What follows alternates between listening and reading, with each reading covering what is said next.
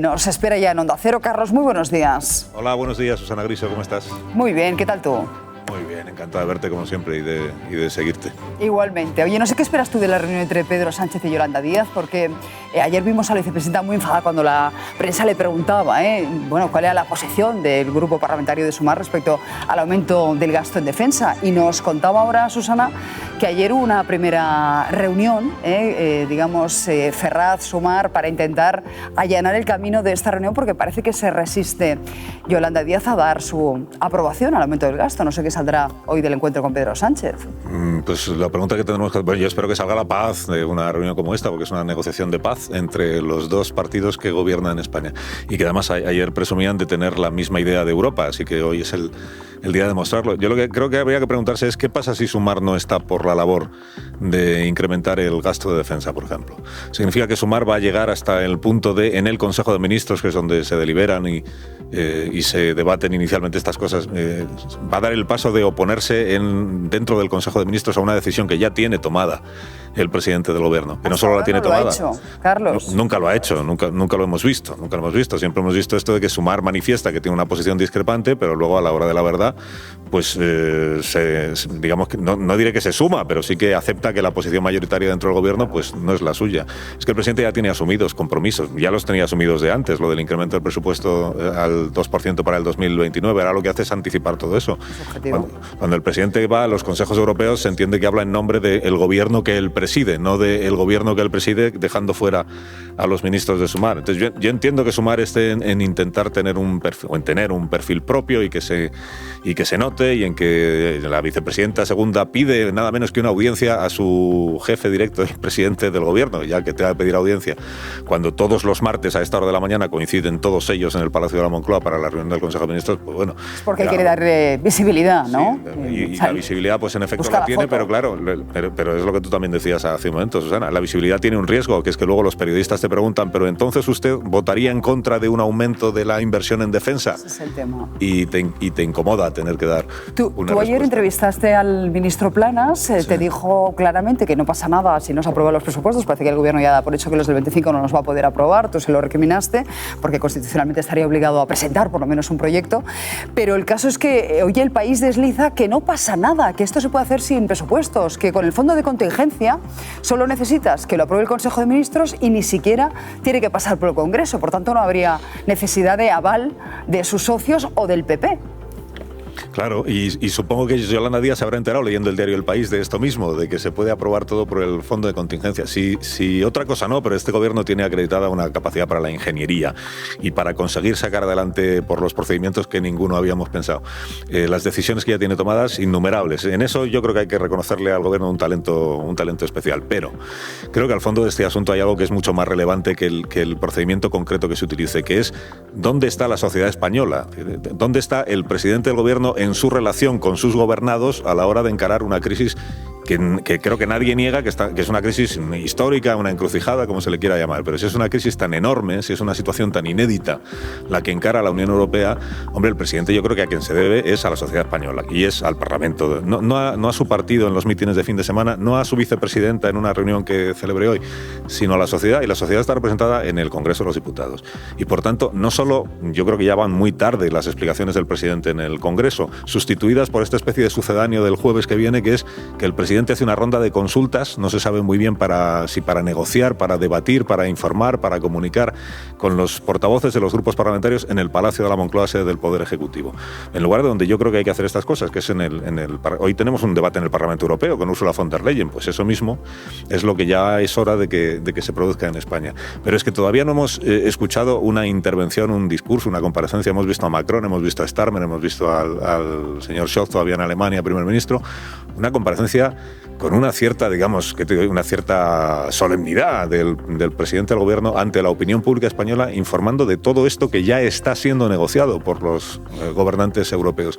Y yo eso creo que sí que es un reproche que hay que hacerle al presidente, y creo que es un reproche muy muy justo y muy pertinente, que es que está actuando, no te diré que de espaldas a la sociedad, pero sí dejándola bastante orillada a la sociedad española. Bueno, lo utiliza, es munición para el mitin, de momento, pero no, apenas ha hecho pedagogía para convencer a los españoles de las bondades de ese incremento del gasto y no sé, a mí se me escapa si es porque tiene mucha división dentro de su propio gobierno o porque sabe que sí o sí tendría que pactar con el PP y no está dispuesto a dar ese paso.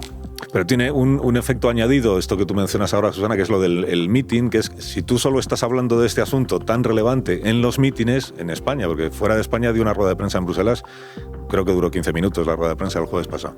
Pero si en España tú solo estás hablando de este asunto en los mítines, da la impresión de que para ti este asunto es material mitinero.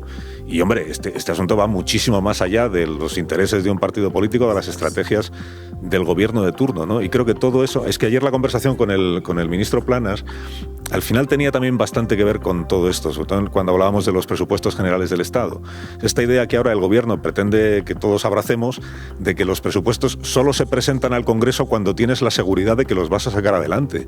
Que yo creo que es como subvertir las reglas del juego o el orden lógico de los acontecimientos. Tú eres el gobierno, tienes una obligación. Ayer al menos el ministro me admitió que tiene una obligación constitucional. La obligación dice que todos los años hay que presentarle al Congreso un proyecto de presupuestos. Todos los años, dice la Constitución. Cuando se hizo la Constitución se debatió si debían ser cada 2 años, cada 1 año. Se decidió esto es lo que hay. Hay un mandato constitucional. Y el gobierno tiene que presentar el proyecto porque es después cuando los proyectos, una vez que han llegado a las Cortes, se debaten, se enmiendan. Para eso están los grupos parlamentarios, para introducir cambios, para ver si por aquí, si por allí, y luego se vota, efectivamente se vota. Y hasta que no se vota, no se sabe si un proyecto sale adelante o no sale adelante. Pues esto no de solo lo presento si tengo amarrado el resultado final... Claro. Es como hacer las cosas al revés. Y sí, claro, al final pero no quiere llevarse, es evidente, más chascos parlamentarios. Lleva unos cuantos sí, en claro, el historial. Te quería preguntar por otra cuestión y es Carlos Mazón, porque esta mañana le hemos escuchado decir que él no se va a personar, que bueno, es tanto como decir que él no va a acudir voluntariamente a declarar como imputado en el caso Dana, que sigue ahora mismo, que investiga una jueza de Catarroja. Es verdad que como aforado, de momento no se le ha podido imputar, pero el cerco se estrecha sobre Carlos Mazón. ¿Qué te parece que se resista en el cargo? Bueno, que él está pensando pues en su futuro judicial. Yo creo que ya estaba en eso cuando se produjo la difusión de aquel vídeo que demostraba que no llegó al CECOPI hasta las 8:28 minutos. Es esto de desligar al presidente autonómico de la decisión de enviar la alerta o del momento en el que se envía la alerta. Y ya a la luz de... Leído el auto de ayer de la jueza de Catarroja, yo creo que se explica todavía mucho mejor, ¿no? Porque el mensaje, la hora a la que se envía el mensaje, es clave para la jueza que lleva esta investigación. ¿Por qué es clave? Porque yo creo que la negligencia, no hace falta que lo diga la jueza, creo que todos estamos de acuerdo en que como poco una negligencia evidente se produjo cuando envías un mensaje de alerta a la población cuando ya está inundada toda la Huerta Sur y los municipios, ya se ha ahogado mucha gente, ¿no? No es solo tardío, sino erróneo, como dice también el auto de ayer, y esto lo hemos comentado tú y yo en este programa más de una vez, ¿no? No es solo que llega a las 8:10 minutos, a las 8:11 minutos cuando ya se ha producido la inundación, es que además el mensaje de alerta no era por el desbordamiento del barranco del Pollo, sino por la presa de la Forata. Claro, se pide a la gente que no circule, pero no se les dice, oiga, acudan a las plantas altas, que se podía haber salvado muchas personas posiblemente si no hubiesen en ese momento sido pues inundadas sus casas por la riada, ¿no? Y por eso para la jueza es fundamental el asunto de a qué hora se envía la alerta y por qué no se envía antes la alerta, existiendo la información de que la situación era pues muy, muy grave. Es fundamental para lo siguiente, que yo creo que es la clave de este asunto y que es en donde está la investigación en este momento, que es si se puede establecer una relación directa entre la tardanza o la ausencia de una alerta a la población, no de esa que al final se envió que era errónea, sino de una alerta cierta que se hubiera enviado a tiempo, una relación entre eso o una certeza entre un envío correcto del mensaje a tiempo y la ausencia, o al menos que se hubieran podido evitar algunas muertes o algunos fallecimientos. O sea, que ahí es donde está la responsabilidad penal, que al final es el trabajo que tiene la juez. Mazón, bueno, pues claro, él no quiere comparecer, pero vamos a ver qué decisiones se van tomando. Esta mañana estábamos explicando a los oyentes, igual con un poco de insistencia, que claro, estamos en una fase muy inicial todavía de la investigación. Es la jueza de instrucción, la jueza va tomando sus decisiones y tiene sus propios criterios, pero luego la investigación avanza jueza y las decisiones de la jueza también pueden ser recurridas, como sabemos en muchos otros casos, ¿no?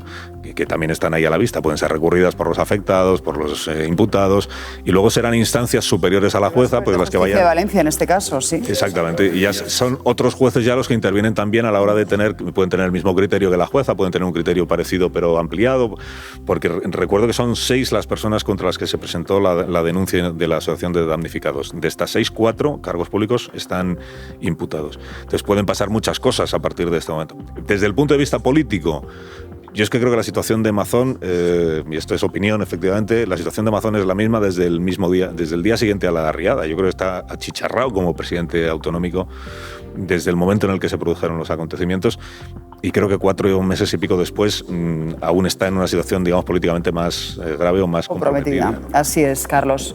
Bueno, te deseo una feliz semana a ti y a tus oyentes. Muchas gracias. Un abrazo desde aquí. Lo mismo para vosotros.